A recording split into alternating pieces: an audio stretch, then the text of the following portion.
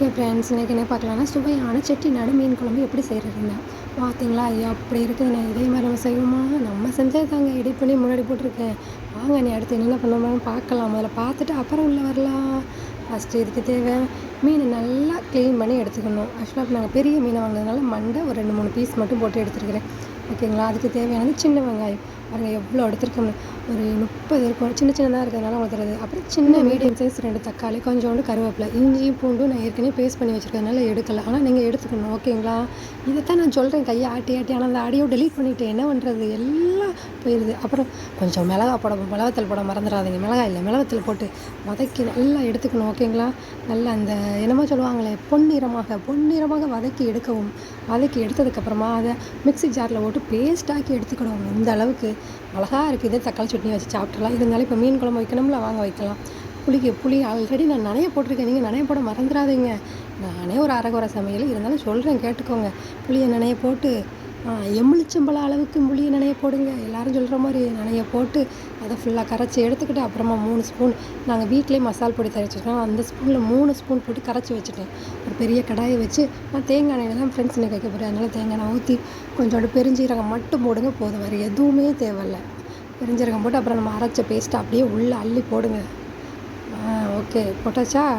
போட்டு அந்த இது நல்லா பச்சை வாசனை போகிற அளவுக்கு நல்லா வேகணும் ஃப்ரெண்ட்ஸ். இந்த சட்டி கீழே பிடிச்சிடும். நல்லா பிடிக்காத அளவுக்கு கிண்டி விட்டுக்கிட்டே இருங்க. ஓகேங்களா, விட்டுட்டு அப்புறமா கொஞ்சோண்டு அரைச்சி வச்சுருக்கோம்னா அந்த இஞ்சி பூண்டு பேஸ்ட்டையும் சேர்த்துக்கணும். ஓகேங்களா, பார்த்தீங்களா, நான் 2 ஸ்பூன் சேர்த்துருக்கேன். நீங்கள் வந்து எந்த அளவுக்கு தேவையோ அந்த அளவுக்கு சேர்த்துக்கோங்க. நீங்கள் வந்து இப்படி அரைச்சி எடுக்கும்போது நல்லா வந்து கட்டித்தன்மையாக இருக்கும். செட்டிநாடு ஸ்டைல்னு சொல்லுவாங்களோ அந்த ஸ்டைலில் இருக்கும். என்னமோ ஒன்று என் ஸ்டைலில் இருக்கும், நல்லாயிருக்கும். அப்புறமா அது நல்லா பச்சை வாசனை போனதுக்கப்புறமா கரைச்சி வச்சுருக்க அந்த மசால் பொடியை மசாலையும் புளித்தண்ணியும் நல்லா கரைச்சி உள்ளே ஊற்றிடுங்க. ஊற்றி நல்லா மூடி போட்டு ஒரு 20 நிமிஷம் வரைக்கும் நல்லா அந்த மசாலா கொதிக்கணும். உப்பு போட மறந்துடாதீங்க. நானே ஏற்கனவே உப்பு போட எல்லாத்துக்கும் மறந்துட்டேன். இப்போ இதுக்கு போட்டிருக்கேன். ஓகேங்களா, 20 நிமிஷம் வந்துருச்சு. ஓகேங்களா, இப்போ திறந்து பார்ப்போமா? செம்மையாக கொதிச்சிருச்சு. இனி மீன் அள்ளி உள்ளே போடவும். எங்கங்க மீனை தொடாமல் போடுங்க. நான் தொட்டுட்டு கையில் சுட்டு பிடிச்சி.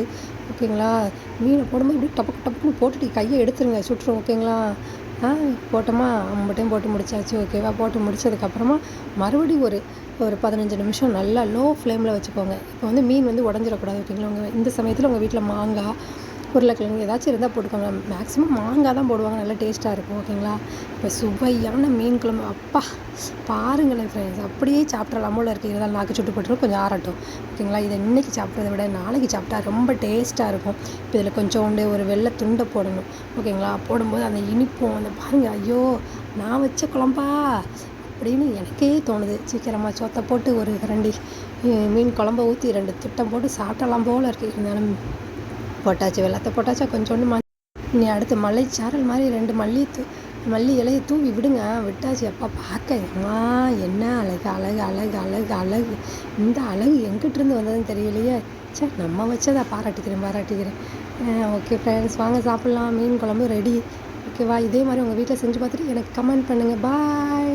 சேனல் சப்ஸ்கிரைப் பண்ணாமல் பார்த்துட்டு இருந்தீங்கன்னா பண்ணிக்கோங்க.